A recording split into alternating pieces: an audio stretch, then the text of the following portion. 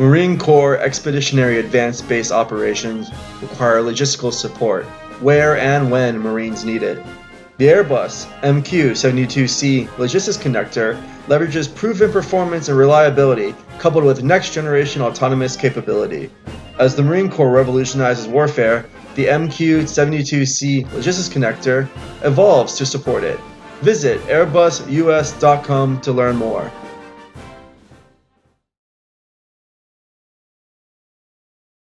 Hey Scuttlebutt listeners, thank you for joining us and your continued support. I'm Vic, I'm here with William. Howdy. And we are on the show floor of Modern Day Marine 2025, and we are really excited to be welcoming our guest, Captain Braden Trent, to the show. Hi, how are you doing? Glad to be here, excited for it. Yeah. Well, thank you for coming by and making some time for us. So we're talking the case for caseless ammunition. That is a old name for the presentation. That's okay. The new one is Maintaining Lethality Dominance, the Future of Small Arms in the Joint Force. Oh, interesting. So are these completely separate, or is it just a name change? So I'll be completely honest with you. The send-outs from Modern Day Marine of like, hey, you're interested in doing this, came out in August. Which was when my project was first getting started. So I sent in a working title that has since changed as my project has evolved over time and become a little bit more broad and more focused, ultimately ending in the new title. And so for our guests and our listeners, you're a student at the Expeditionary Warfighting School in Quantico, Virginia. Yes, sir, I am. Yeah. A lot of fun. And so you're like we were talking a little bit before we started recording. So this is your first exposure to sort of the Marine Corps, like the full, like, drinking from a fire hose sort of thing? It is. There's a lot of, to be fair, there are a lot of similarities. I'm an infantry officer, so when we talk about infantry tactics, or I was a striker platoon leader, so we talk about mechanized vehicles like the ACV or the new ARV here at Modern Day Marine. There's some crossover, but to your point, there's a lot of new learning opportunities and categories for growth, naval operations, naval air operations, everything amphibious that has absolutely been a fire hose, but the staff at EWS are great. I've learned a lot through that, and I'm excited to hopefully bring some of that joint knowledge back to the Army as I go back out into the force. Yeah, so just a little, so I went to, as a Marine, went to Advanced Armor back before it was MCCC, and it was out of Fort Knox. So I mean, it was like you said. So as an Amtracker, fully amphibious, I think the closest thing we had to water at Fort Knox was like the little water hazard on the golf course. But to echo sort of what you're saying, it was really great to sort of a little bit to step out of the Marine Corps culture. And to see the world through a very different lens. And I'll tell you, the one thing I really appreciate about the Army was how much you guys really dive into doctrine.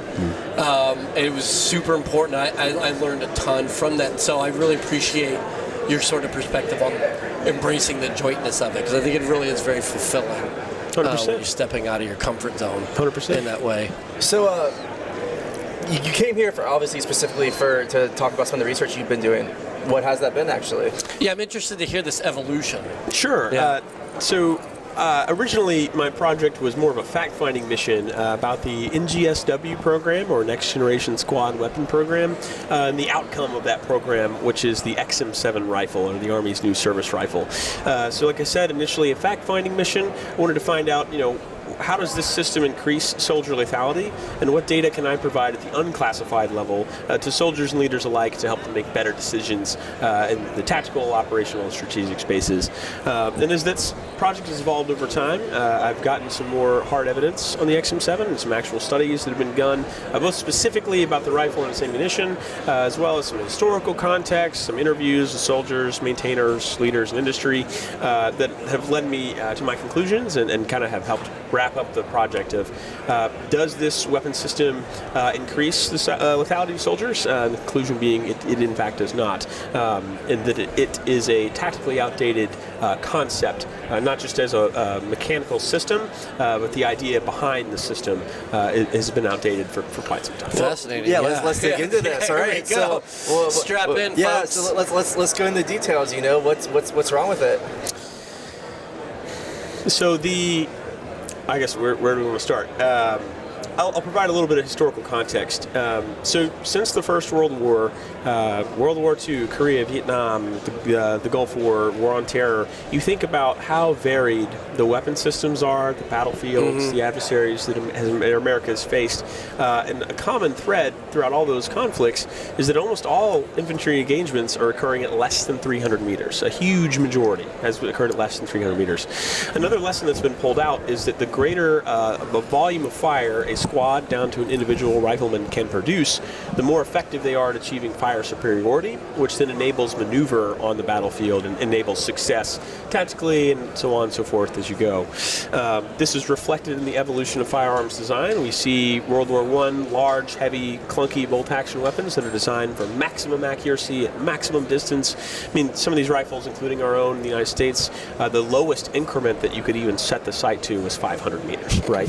But again, if the reality is 300 or less, it's ineffective. So as we go on, we see weapon systems get lighter, we see them become semi-automatic, we see the calibers get smaller, all in an effort, both in the United States and our adversaries have done this, to produce a greater volume of fire superiority, effectiveness on the battlefield. You got magazine-fed ammunition instead of single action and all that. Yeah, absolutely. For sure, It's a continuum of progress with two notable speed bumps, which we can discuss. The first being the M14. So when our adversaries, the Soviet Union, had developed and refined the AK-47, a lightweight, iconic, compact assault rifle, it was very capable of producing volume of fire down to the individual level. The United States had, at that time, stuck with the doctrine of long-distance accuracy, aimed fire from static positions that looks fantastic on a marksmanship range and very impressive if you're shooting paper. But if the reality is almost all engagements are occurring at less than 300 meters, then your ability to impact targets at 500 and beyond is irrelevant tactically. And a rifle like the AK-47 or a similar system is going to outperform the M14, as was the case in Vietnam, leading to the M16, shrunk even lighter, the M4, so on and so forth, to where we are today with the M4A1. So to me, the XM7, and like I said, I have the data in my project to support this, is more of a representation of the M14, back to the idea that we can engage targets accurately at great distances, which sounds great. And in the role of a designated marksman rifle or a specialist shooter, Scout sniper would be a fantastic capability. But to the average infantryman that's going to be facing troops 300 meters or less, that is a capability that, if it comes at the cost of every other metric of performance for a shooter, weight, reliability, accuracy, ability to have sustained fire, in my opinion, is not worth the trade-off, and is explored a little bit more in my paper. So this emerging technology, you're saying that essentially is meeting a requirement that is an antiquated requirement. Yes. Yeah. Interesting. Super interesting. So how does it not meet that requirement? Because I guess before we had the discussion, the metaphor you used was like, they're designing a race car when we need a minivan. Can you go into that a little bit more? Yeah, absolutely.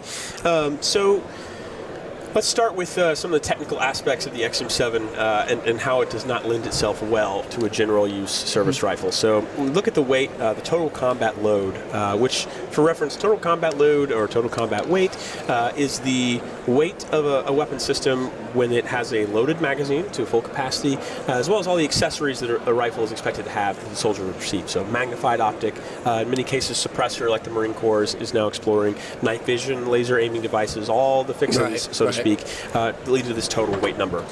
For the M4A1, that number is 8.5 pounds. Not exactly light, not exactly heavy, but still capable for the shooter to use effectively at most distances.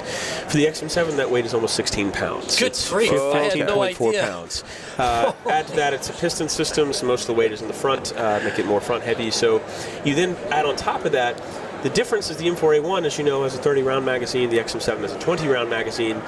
Each magazine added to the XM7's universal basic load, or how many magazines a soldier is expected to carry to combat, adds almost 1.25 pounds. So if the UBL 7 magazines for the XM7 is 140 rounds, the UBL the M4A1, also 7 magazines, 210 rounds, you're seeing a dramatic increase in the weight a soldier is expected to carry with a dramatic reduction of 70 rounds in their ability to generate volume. Now again, if this was a designated marksman rifle or some kind of specialty system that is already in service in the Army. We have several of those systems already. This would not be a problem. But if you are a rifleman, or you are a cook, or you are a lawyer, or anybody else expected to carry a service rifle, 7-ton driver, right, that weight becomes an enormous problem, not just for you to physically carry around, but I've conducted some studies with the Marine Corps Weapons Training Battalion, some historical analysis, and we've come to the fairly obvious conclusion that each pound of weight added to the weapon system, both the rifle and the ammunition, dramatically affects the human performance of the shooter and their ability to actually hit targets at all distances, near and far. Talk about time on target, split time, so ability to shoot the same target again. It's very problematic. So, you give us essentially, you're the prosecutor. What would the defense say? What were some of the points? Why did they think that that this would be a good option as a standard combat rifle? What points are you trying to counter? Sure, that's a great question. I think a representative from the XM7 would say that the increased terminal ballistic potential of the 6.8 round, so larger, not hugely larger, but still noticeably larger than the 5.56 projectile VM4, that terminal ballistic advantage, so your ability to stop an enemy in one shot, or by some definitions the lethality to kill, not just to wound, is greater than that of the M4. Ergo, it's okay to sacrifice these other metrics of shooter performance, weight, logistics concerns, whatever, in pursuit of that goal. I disagree with that analysis. I think there's proven studies on the effectiveness of the M4A1, 5.56. I was lucky enough to be able to speak with several members of the Ukrainian Special Forces Brigade who are on the front lines right now and able to tell me about the effectiveness of the M4. Their ability to penetrate Russian body armor, especially with armor-piercing 5.56, is quite good. So if I was going to counter the representative from the XM7 program, I would say, hey, that's great, and in a specialty role, fantastic.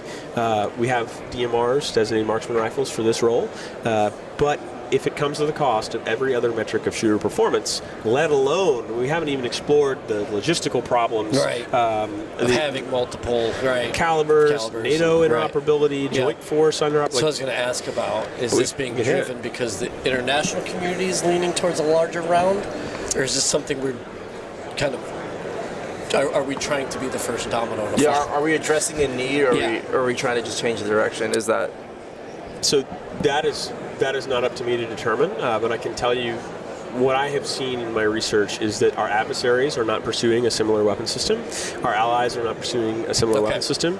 And in fact, as NATO continues to arm itself in the face of Russian aggression, we're seeing more investment in 5.56 weapon systems, 7.62. For sure. I think one of the big questions that came about when the Ukraine war was well past the 72 hours or whatever that he thought it was going to go, is the various countries were offering equipment to help support the Ukrainian forces, was the interoperability and logistics chain.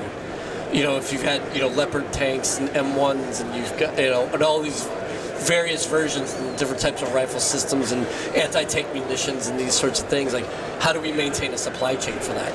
And so what you're saying is that the upgrade, there is no international demand signal for an upgraded munition, that actually from what you're seeing, 5.56 is kind of where everybody wants to maintain because of what, I guess, everything we just talked about, huh?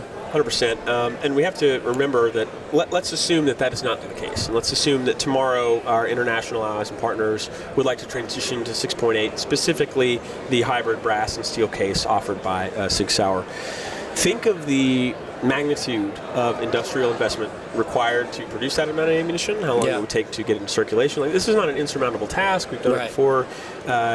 Compare that to the likelihood or the threat, if you will, of future conflicts, and I think the risk assessment there is fairly obvious. If the United States was to go to war tomorrow, the Army would be alone in being able to produce and maintain 6.8, let alone that currently there's only one supplier for the ammunition, there's only one supplier for the rifles. So if that supply chain was in any way degraded or targeted, that'd have significant impacts, as would be the case for any system. And I understand, especially when we talk about new and upcoming programs, there's so many amazing developments in technology, aircraft, ballistic missiles, laser systems, that a rifle falls fairly low on the pecking order in terms of, is this important for technological development? But what I would argue is, as has been the case since World War I. I mean, think of all the technological developments that's happened since 1914. The ultimate reality is the infantry still has to close with and destroy the enemy within 300 meters, and they need the best tool for that job. Well, and you mentioned about the sort of the ripple effects of this thing. Yes, it is just a rifle, but when you start talking about human performance and engagement criteria and all of these various things, you start to see that it is more than just a rifle. It has ripple effects on performance and readiness. So what's it like to solicit feedback, particularly from the Ukrainians, and what have they said in regards to, like, especially like American small arms that they've received? It's a great question. So again, very fortunate to have been able to speak with members of the Ukrainian Special Forces Brigade, who in turn were able to reach out to other frontline regular infantry units and get feedback. There is an overwhelming preference for the M4A1 and its derivatives, especially upgrades such as the type Daniel Defense. They make weapons for the 75th Ranger Regiment, upgrades to handguards, barrels, whatever, to make the systems even more lethal. Overwhelming preference for those systems. Why? They're lightweight, reliable, accurate, easy to use, common ammunition as we've discussed, and with the issuance of black tip or M955 armor-piercing ammunition, not having a problem with Russian body armor at close ranges where these engagements are happening. I did ask specifically if, hey, I described the XM7 and some of the capabilities of the system at the unclassified level, of course, and they immediately recognized like that would make a fantastic designated marksman rifle. It was capable of doing X, Y, and Z, but they did not see the benefit of using such a large and heavy system with such high recoil, which we can discuss if you like, as is a general infantry service firearm. I would like to talk about that. So, is the high recoil due to the larger round, or is there an issue with sort of the buffer spring mechanism? So the issue is multifaceted, and it's fascinating that a weapon with such a high weight, almost 16 pounds, still has an immense amount of recoil generation, but that boils down to the chamber pressure in the system. So the XM7 has a relatively short barrel length of 13 inches. It's an inch and a half shorter than the M4A1, and because of this and the combined velocity requirement, which is fairly high of the NGSW program, like, hey, if you want to impact targets out to 800 meters, you're going to need a good amount of velocity, right? That's true of any weapon system. Don't fault them for that.